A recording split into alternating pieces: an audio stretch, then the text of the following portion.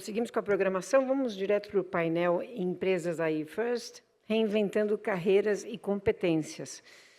Vamos convidar para compor o painel Paulo Moraes, cofundador do Instituto Talensis e diretor da divisão Lentec. Camila Achuti, CEO da Mastertech e liderança em formação de mão de obra para a tecnologia.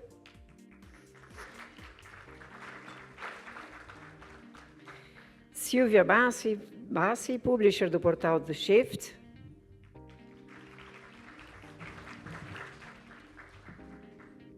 E para a moderação, Juliana Ramalho, CEO da Talento Sênior.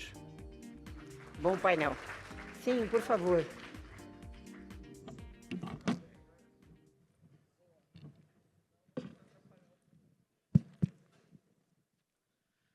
Boa tarde. A gente acabou de ver que a ABS, ela interfere na vida de 260 mil pessoas que têm empregos diretos aqui com os associados de vocês. Então, quando a gente fala que as empresas serão IA First, a gente tem que conversar sobre um tripé muito relevante. Então, a gente vai discutir a IA, as pessoas e o que a liderança dessas empresas pode fazer para que esse tripé dê certo. E vocês têm, na mão, a chance de determinar qual é a empregabilidade ou a trabalhabilidade dessas 260 mil pessoas nos próximos 10 anos. Então, o tema aqui é falar de reskilling, upskilling, e como a gente faz no painel que disse agora há pouco que a IA sempre esteve na cozinha, na verdade, que há 20 anos ela está lá, mas que é hora de convidar para a sala. Então, como a gente vai abrir o convite para que essas 260 mil pessoas, de fato, venham para a sala, elas venham junto com a liderança, elas venham antes da liderança, elas virão depois da liderança, e como elas virão para a sala. Então, com isso, eu vou abrir aqui para as nossas...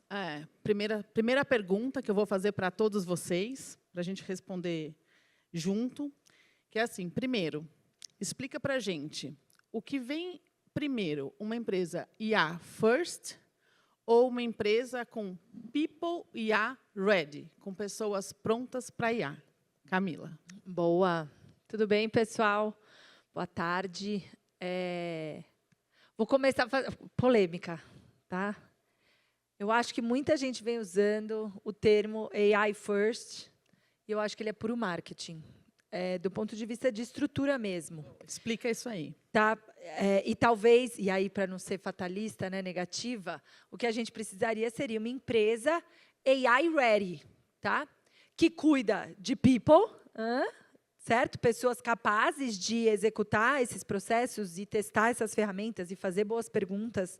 E a gente pode dar uma definição mais concreta sobre isso, mas que tenha uma infraestrutura pronta para fazer processos e que tenha coleta desses dados e culturas e afins. Então, eu acho um pouco complexo a gente falar de empresas AI first nesse momento. Então, vou com a primeira opção que você me deu, que acho que a gente precisa de empresas que tenham pessoas prontas para usar e fazer IA, tá bom?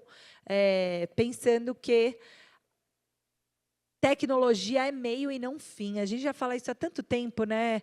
A gente está aqui como empresas numa associação, né, de empresas de software, mas todas essas empresas de software estão resolvendo algum problema, ou vários problemas, ou ajudando a empresa a resolver os seus problemas. Então, a gente não está fazendo tecnologia só pela tecnologia, e sim para resolver problemas, e problemas que nascem de pessoas. Acho que a gente perde um pouco desse farol se a gente começa a falar de empresas AI first. E aí, para passar a palavra para o Paulo, que eu sei que tem colocações importantes nesse sentido, a gente empregou, né, e a turma justifica o uso do AI first por causa de mobile first, a gente usou isso em outras revoluções, certo? Para tentar dar uma conotação de que aquela empresa valoriza e prioriza aquilo, né? Então, acho que uma boa tentativa aí nas empresas de vocês em vez de ser AI first, a gente ser data first, tá? Que já era o termo que a gente vinha usando anteriormente. Assim como a gente falou de mobile first, que são dois pensamentos que vão mexer na nossa cultura, tudo bem?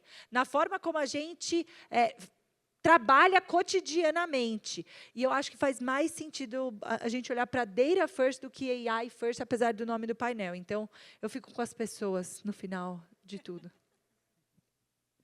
Talvez eu polemize um pouco mais. Eu trabalho com Executive Search há 18 anos e também com soluções digitais para o mercado de recursos humanos. E é engraçado que agora a gente tem vivido uma segunda onda, eu diria, de transformação digital. Para nós, em recrutamento, porque a gente tem recebido muita demanda de empresas que estão contratando posições clássicas que a gente viu lá atrás, em 20, 21, né, com a pandemia. Então, desenvolvedores, product managers, POs e assim por diante. E são empresas que agora estão buscando, né, correndo atrás do tempo para estruturar a sua área de tecnologia ou digitalizar processos, né, produzir dados confiáveis para, então, implementar projetos milionários de inteligência artificial que já estão contratados com as grandes consultorias de estratégia, né, estratégicas aí de mercado, mas, então, eu diria que digital first, talvez, para muitas empresas de mercado, ainda, né, isso ainda é uma realidade. Então, pessoas preparadas para lidar com isso, ainda há uma escassez muito grande de profissionais com skills básicos de tecnologia, eu diria, né, para lidar com esse óbvio que é preparar o terreno para utilizar o potencial de inteligência artificial. Alô? Oi. Olá, pessoal, boa tarde. Eu vou juntar vocês dois, porque eu concordo, mas eu acho que a Camila matou a pau a história. Eu acho que é o seguinte, a gente precisa de empresas people first, AI ready. Talvez seja a combinação mais interessante. Se a gente colocar as pessoas no centro, a gente vai conseguir resolver isso aí. E aí, juntando um pouco com o que o Paulo falou, a gente olha uma coisa que é um fenômeno que é importante. Ninguém consegue decidir nenhum processo de IA e nenhuma estratégia de IA se não conseguir entender da tecnologia. E eu acho que a gente tem um problema antes disso tudo. A gestão, a liderança, os conselhos corporativos não conhecem a tecnologia. Então, como é que você vai aconselhar uma empresa para que lado ela vai se você não sabe o que fazer? A gente fez recentemente um evento no IBGC treinando conselheiros a usar IA e boa parte deles não sabia o que era um prompt. Então, a gente está num momento hoje que, assim, se a liderança não está preparada para lidar com uma tecnologia tão transformadora quanto a IA, ela não vai conseguir fazer o processo andar e não vai se preocupar em treinar as pessoas. Então, para mim, isso é people first, AI ready, mas a gente precisa de lideranças AI ready, e eu acho que a gente não tem nesse momento. Obrigada. Camila, a última palestra aqui acabou de falar que as empresas vão mudar de software as a service, software como um serviço, para serviço como software. E a sua empresa é especialista em capacitar as empresas para essas mudanças, né? Então, primeiro eu queria que você explicasse o que significa isso, para ver se todo mundo entende esse conceito, e o que está mudando na capacitação que as empresas contratam com você para essa mudança que está vindo aí, de IA, de serviço como software, enfim. O que na prática, elas estão te contratando para entregar de desenvolvimento humano? Perfeito. Acho que uma explicação e aqui uma tentativa de construir a abstração é que a gente põe primeiro a palavra que é mais relevante, né? Antes a empresa queria saber qual era a plataforma, qual era o software que você ia me entregar, qual que era a cobertura, qual que era a resiliência daquela plataforma, se tinha algum tipo de recuperação, disponibilidade, qual que era o SLA. Quando eu transiciono para começar de novo, e aí eu acho que é um retorno, não é uma mudança, é um retorno. Qual resultado você vai me entregar? Que serviço, que benefício você vai me entregar? É um agente autônomo? Não é? É uma IA que vai fazer? Não sei, mas eu quero esse resultado aqui na minha mesa. A gente vai parar de, talvez, focar tanto na plataforma, em como que isso vai ser entregue, muito mais no resultado que vai ser gerado.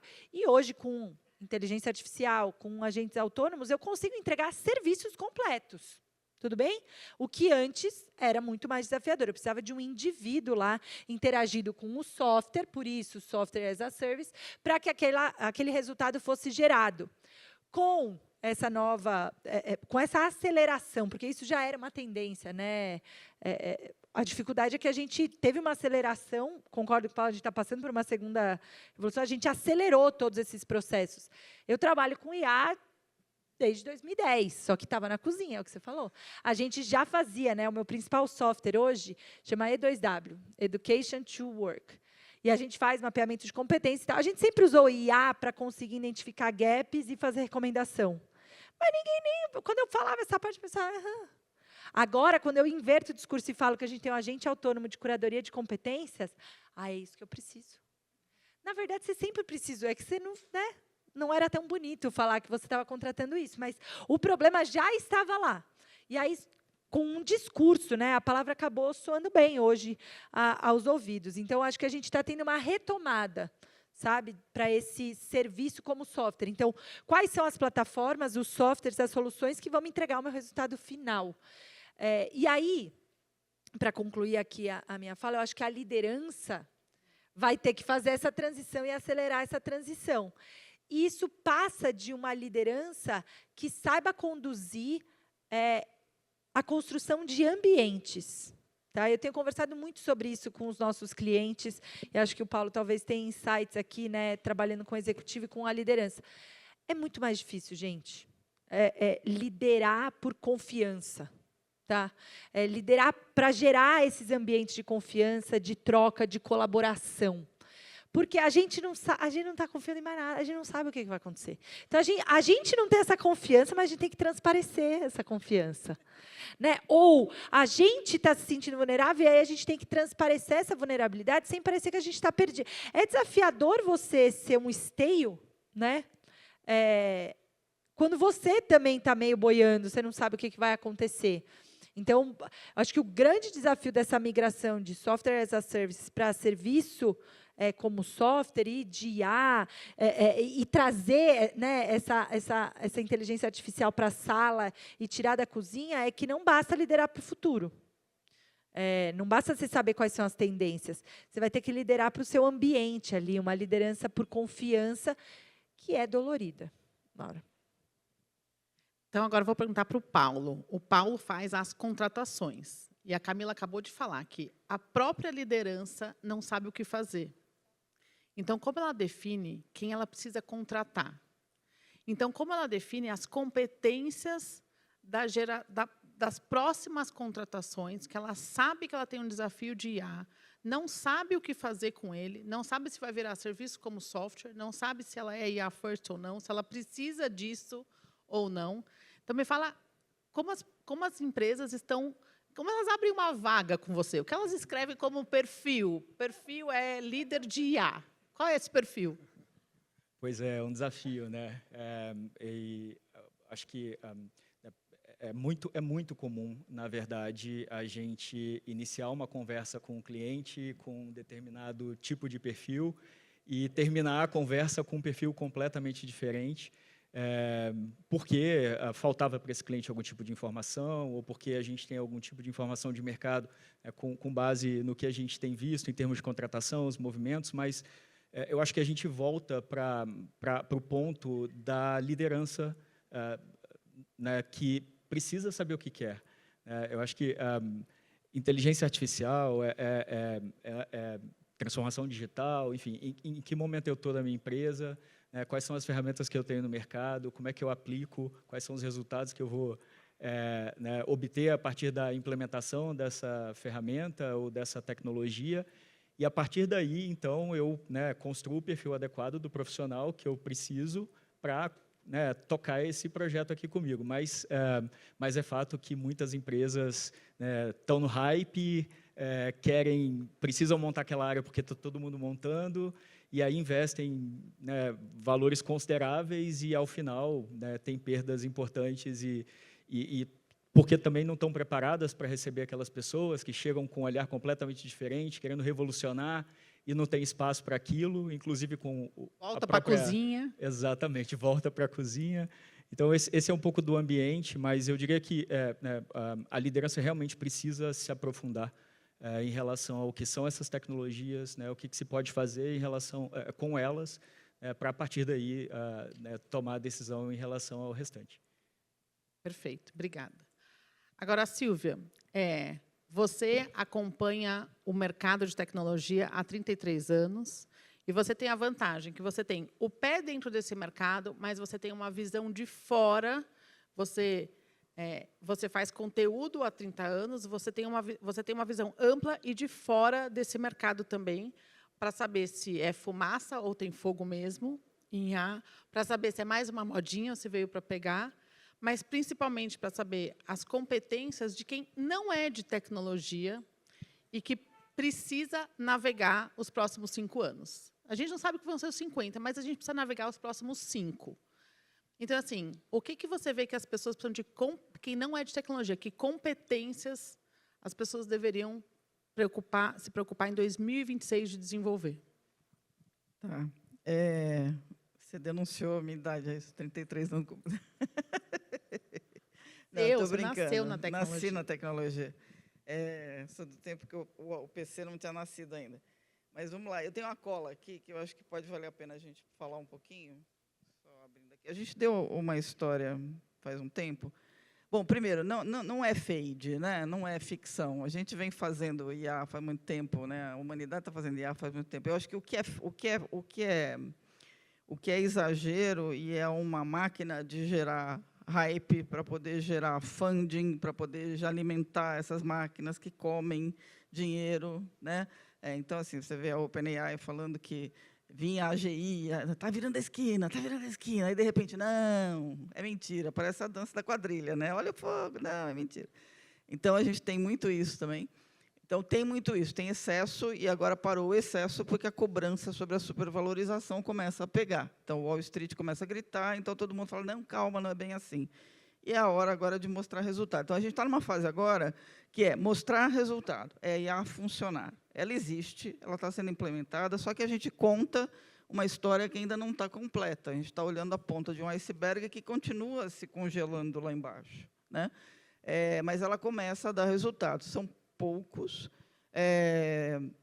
mas aos poucos vão acontecendo. O que isso afeta o ponto de vista da empregabilidade, né? E aí as pessoas. Primeiro, a IA, para mim, é uma tecnologia extremamente interessante porque ela precisa de muita gente com skills humanos. Ela não precisa tanto de gente com skills. Ela precisa de gente boa com skills de tecnologia, porque ela vai precisar continuar sendo desenvolvida. Mas, na hora que você usa o skill de humanas, digamos assim, é muito mais importante do que outra coisa. Aí eu estou com a minha colinha aqui, aquela história de que vai sumir emprego e vai nascer emprego. Vai nascer muito emprego. A gente vai ver crescer, segundo uma pesquisa que a gente deu aqui agora, que é o Future of Good Jobs, até 2031, a gente vai ter 87,8 milhões de empregos considerados bons, o que significa salário médio de $74 mil por ano nos Estados Unidos. É um dinheirão, né? Vamos combinar. Aí, o que acontece? Ocupações que exigem habilidades interpessoais e relacionamento, como serviço comunitário, saúde, educação e suporte técnico, continuarão crescendo. Não tem máquina para substituir essas pessoas. E aí tem uma coisa que eu acho que é fundamental, é o seguinte, o teto, aliás, o piso para você começar a ter esses bons empregos é o ensino médio. E no Brasil a gente tem um problema sério, que você tem desistência do ensino médio, está aqui a Camila para me ajudar a falar disso. A gente tem um problema sério. O ensino médio hoje, para o brasileiro, é um glass ceiling. Ele precisa ser quebrado, as empresas precisam investir nisso. Então, a gente está falando hoje, tem uma outra pesquisa do Gartner que mostra que a gente vai, essas empresas que estão dizendo que vão substituir enormes, gigantescas equipes de trabalho por causa da IA, vão começar a desistir desse processo daqui a 2 anos. Por quê? Porque o que podia ser automatizado de funções como atendimento, por exemplo, já foi. O que sobrou só pode ser feito por pessoas. Então, a gente precisa olhar com muito cuidado isso aí. Eu diria que os skills de saber ter pensamento crítico, de saber juntar problemas, de saber resolver problemas, de entender que a IA é um coadjuvante, não é protagonista, e que o protagonista é você, que vai usar a ferramenta, Acho que são as coisas mais importantes hoje. Perfeito, perfeito. O Cá, Posso só contribuir aqui, talvez com a Silvia, porque eu tenho uma colinha aqui também, que é a relação das competências né, esperadas né, segundo o relatório do futuro do trabalho, né, do Fórum Econômico Mundial, e a grande parte delas passa por competências realmente muito relacionadas ao ser humano, nada de conhecimento técnico, praticamente. Então, pensamento analítico, letramento tecnológico, sustentabilidade, criatividade, curiosidade, né, e por aí vai. Então, aprendizagem contínua, é isso. Se eu puder deixar duas palavras aqui, que enquanto a Silvia e o Paulo estavam falando, para mim, Silvia já falou, assim, a gente precisa aprender a fazer boas perguntas, porque IA está respondendo. Eu preciso saber interpretar bem essas respostas, certo? E eu preciso ser uma boa reconhecedora de viés. Com esse tripé, hoje, e algum tempo, e um certo letramento em IA, você pode fazer qualquer coisa. Tá? Então, essas 3 habilidades, para mim, são inegociáveis, e a gente vem falando muito sobre isso lá na Mastertech. Mas tem outras 2 competências que, por muito tempo, foram colocadas como comportamentos, e aí eu acho que, nesse mundo artificial, essas coisas se misturam, que a gente vem trabalhando muito, que é empatia e coragem.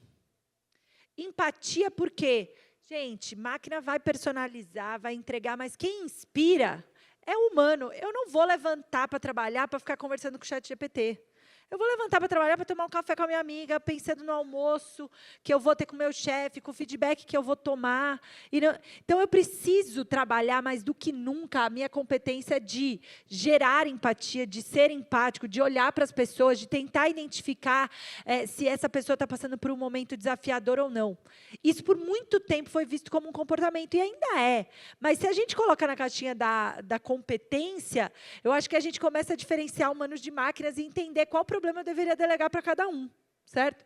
E a segunda coisa é coragem, porque a gente cada vez mais está tendo que lidar com dicotomias que são muito duras para os humanos, que é tipo entender o que é possível versus o que é desejável. Né? Que é o que dá para fazer, o que não dá, o que está no momento, qual que é o melhor timing. Identificar um bom timing, você precisa de coragem, você precisa de empatia.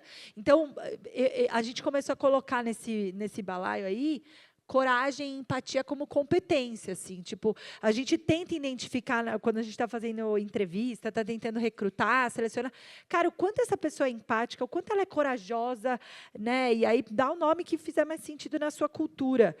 Mas a gente vai viver tempos muito malucos, que vão exigir da gente coragem e empatia, para além de todas essas habilidades técnicas e, enfim, emocionais. Tá, então, eu vou fazer uma pergunta, vocês me falam quem quer responder, se os 3 ou não. Então, nesse cenário que vocês falaram, de empatia, dessas competências, pensamento crítico, nós estamos hoje com, todo mundo fala, 5 gerações na mesma empresa, intergeracional, todos aqui, né? Aqui temos diversos níveis de idade. A empresa IA First, a empresa que tem o People Red para IA, ela vai colaborar com o conflito de gerações ou ela vai colaborar com a abundância intergeracional no trabalho? A gente vai aprender a desenvolver competências para todo mundo colaborar, independente da idade, ou as coisas tendem a piorar e a gente puxar mais o conflito intergeracional? Vontade. Obrigada, pessoal. Não, eu acho que vão ter duas...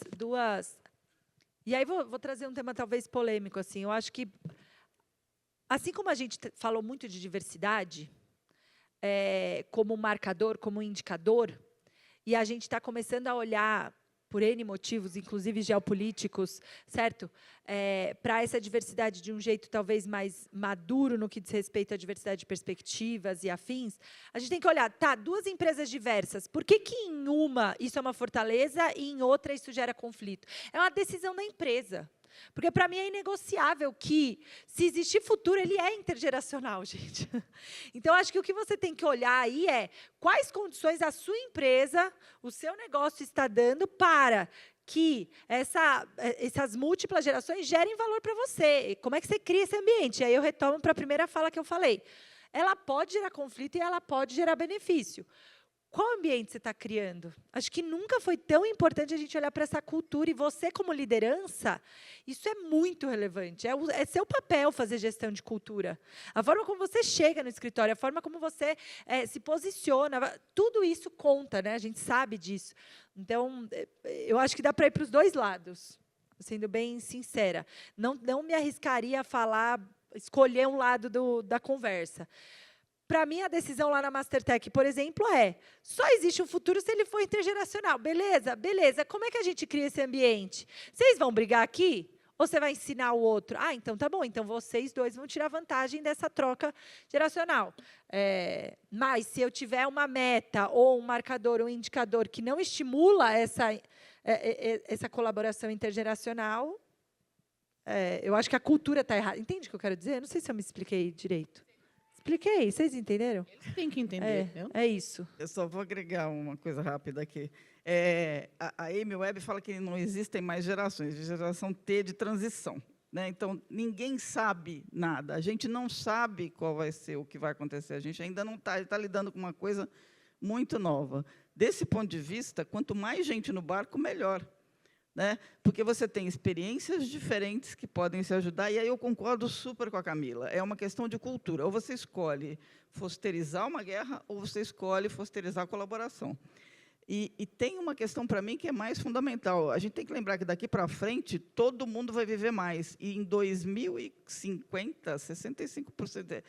quantos por cento desse país, Ju? 70 milhões de pessoas vão ter mais que 60 anos. Exatamente. E então, elas representam 32% da população. É isso aí. Falem com a moça aqui da Talento Sênior, que cuida disso todo dia, que tem um cara de 80 anos que dá aula de IA. Exatamente. Certo? Então, a gente está falando de um momento excepcional, em que a IA pode ser a ponte para a colocação profissional de todas as gerações, desde que a gente decida fazer o upskilling e o reskilling. E aí, de novo, é uma escolha da empresa, uma escolha cultural. Você vai preferir defenestrar pessoas, ou você vai preferir treinar as pessoas de dentro de casa, aproveitar tudo que você já investiu nelas para elas usarem IA e depois contratar o que você precisa, ou sair contratando? Desculpem, Paulo, mas vão precisar contratar depois. Mas a minha opinião é essa. Eu acho que a gente vai ter, sim, uma oportunidade tremenda. IA é uma ponte de integração, né? Mas precisa ter uma decisão cultural. Eu concordo super com a Camila. Isso, acho que já responderam super bem. Beleza, gente. Então, a gente tem mais 3 minutos, dá para 1 minuto para cada um finalizar, deixar o recado final. Uma coisa que eu queria deixar como saborzinho aqui, né? Você falou de coragem. De fato, em salas que falam de IA, reina o medo porque as notícias são a perda de emprego, você não sabe como você lida amanhã com uma empresa que já está IA first e você não se considera IA. Então, como as empresas, como nós, pessoas, como a gente toma atitudes que tirem esse medo da frente. Hoje de manhã, 12 pessoas acabaram entrando numa rede Wi-Fi que não era para ter entrado. Ninguém mais aqui vai entrar em rede Wi-Fi, eu tenho certeza, nos próximos eventos. E aí, de novo, aquele medinho. E a gente fez o painel também sobre segurança da informação. Todo mundo sabe que ninguém vai implantar IA se não tiver bem ancorado em bons estudos de segurança de informação. Então, muita coisa dá medo. Como a gente navega nesse mundo, sai da era do medo da IA para entrar no medo de tocar essa implantação com vulnerabilidade ou sem. Com medo ou sem medo? Como que tem que ir? Tentei resgatar aqui um pouco das minhas notas. Queria deixar 2 coisas aqui que eu acho que eu não falei, ou se eu falei, eu quero deixar marcado. Assim. A gente está vivendo uma transição muito parecida com a transição do computador doméstico. Quando a gente começou a trabalhar, ou quando o computador foi para casa, a gente olhava para ele e falava, mas o que eu faço com esse negócio aqui?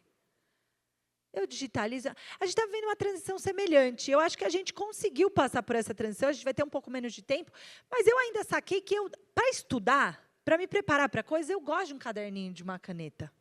Faz parte de mim. Paulo está aqui com o iPad, está tudo bem para ele. Certo? Tem gente que tá tudo bem, a gente sacou o que é bom, o que é ruim, o que funciona para a gente, o que não funciona. Então, a transição que a gente está passando, e esse paradoxo da produtividade, que a gente falou bastante no nosso alinhamento, ele é real. A gente ainda está investindo muito mais do que retornando em valor, porque a gente está aprendendo. Eu, particularmente, olhando para o meu negócio, que é capacitação, de adultos, principalmente, eu cheguei a duas conclusões. Arrogante, né? Mas nesse tempo trabalhando com IA aqui, eu acho que eu já dá, depois desses 2, 3 anos, chegar em duas conclusões. A primeira coisa é que capacitação vai ser híbrido. Pessoal, o futuro, para mim, da capacitação é híbrido. Máquina vai ajudar muito, assim como já vem ajudando gente há muitos anos. Tá? Não é de hoje que a Mastertech usa IA para capacitação. Já faz anos, principalmente para recomendação. Mas quem inspira, quem vai fazer o ser humano sentar lá e estudar é um humano. É o chefe, é o amiguinho, é o filho, é o marido, é um ser humano que vai tirar aquela pessoa da zona de conforto. Então, capacitação é híbrida. E a segunda coisa é, a gente vai precisar escolher bons marcadores de produtividade para a gente não cair em equívocos quando a gente está falando de capacitação. E aí, caguei com o tempo aqui, zerou aqui, foi mal. Mas rapidão, a gente conversou sobre isso e eu não queria deixar de falar. Que é, eu trabalho muito com tecnologia, gente. A gente sempre mediu produtividade de tecnologia usando o número de pull requests, por exemplo. Né? A gente tentou quantificar a qualidade. E aí, quando a gente vai quantificar coisas, IA sempre vai ganhar a gente. Por quê? É mais rápido. É óbvio que eu vou aumentar o número de pull requests de um dev por dia de trabalho. Se antes ele fazia um pull request... E aí é bom que a gente está em software, né? Talvez então não vou nem gastar tempo explicando o que é pull request. Assim, ele submeteu uma entrega para ele, certo? Ele vai submeter 2 ou 3 a partir de agora, porque ele está tendo IA. Quantas dessas vão voltar? Será que eu estou olhando qualidade? Será que produtividade de fato mudou? Ou eu estou sobrecarregando o sênior, que está tendo que revisar e fazer de novo tudo aquilo? Então, de novo, a gente vai ter que escolher boas métricas para poder falar que a gente ficou mais produtivo, que a gente é mais rápido. Nem tudo é só sobre quantidade. A gente tem uma preocupação, principalmente em educação e capacitação, de qualidade. Quanto desse curso ou quanto desse aprendizado está ficando retido? Os números estão dizendo que está tudo horroroso, que a gente está retendo cada vez menos, porque eu estou delegando processamento. E eu já passei por uma revolução parecida, onde eu deleguei armazenamento. Pessoal, eu não sei de cor o meu telefone. Eu não sei de cor o número do meu marido. Quem sabe? Eu não sei. Se acaba a bateria, eu não sei sair da minha casa, gente. Acaba a bateria, eu não sei. Eu deleguei armazenamento. Se a gente não for perspicaz, a gente vai delegar processamento. E aí toda aquela conversa de apodrecimento do cérebro começa a fazer sentido de novo. Então, como líderes de empresa de software, escolham bem essas métricas para a gente não se equivocar nessas escolhas. Imagina. Falou. Na verdade, eu acho que... Posso agradecer? Quer que eu comente? Eu agradeço, tenho tempo, não? Perdão. O negócio é humano fazendo uma humanice. A gente está falando... Na verdade, eu acho que vale aí, se eu puder contribuir de alguma maneira com vocês, né, já que eu trabalho com recrutamento, empregabilidade, e a gente está o tempo todo conversando tanto com líderes de recursos humanos, CEOs, de tecnologia também de empresas. Eu recruto especialmente, né, para tecnologia digital, mas tenho os pares que recrutam para outras áreas, mas o que a gente enxerga é que tecnologia, assim como né, outras ferramentas que surgiram, a inteligência artificial, perdão, é ferramenta. Acho que esse é o ponto que eu queria comentar com vocês. Então, inteligência artificial ou qualquer outra tecnologia que, né, surgiu ou que vai surgir, são ferramentas. E, no final das contas, o que mais importa são as outras competências que a gente precisa enxergar nos profissionais e que vão garantir a sua empregabilidade. Eu falei das vagas, né, clássicas que têm chegado para a gente, né, tem um volume importante de empresas que estão investindo em transformação digital ainda, para depois inteligência artificial, mas a gente tem outras posições que chegam com muita frequência hoje em dia, que são as posições que não existem no mercado. E é esse o tipo de vaga que normalmente chega nas consultorias. Né? Monta lá um perfil, né, com uma tecnologia específica ou qualquer outra, enfim, algo que está acontecendo lá fora, eles querem trazer para cá. Mas, enfim, são, às vezes, um conjunto de competências técnicas que não existem e a gente não vai encontrar em profissional algum. Então, a gente vai tentar buscar algum tipo, né, algo correlacionado a esse conhecimento técnico no perfil dos profissionais e aí, claro, né, seu planejamento de carreira, né, e capacitação técnica são importantes, mas, no final das contas, numa sala de entrevista, conversando com um profissional, eu vou escolher para aquela posição de CDO de uma empresa que está passando por um processo de transformação, o profissional que reúne as competências comportamentais, né, adequadas ali para conseguir liderar esse processo de revolução, que é muito mais complexo do que efetivamente implementar uma ferramenta ali, uma tecnologia. Então, essa é a mensagem que eu queria passar para vocês. Acho que invistam, né, no desenvolvimento das competências comportamentais de vocês, além das técnicas, para que vocês estejam aí, né, com a empregabilidade mantida ou em alta, né, para as posições que vão surgir. Só dizer que é para ir sem medo, só que sem medo de admitir que não sabemos todas as respostas e vamos procurar juntos. Acho que é o melhor caminho para que as pessoas não tenham medo do que vai acontecer com elas no emprego.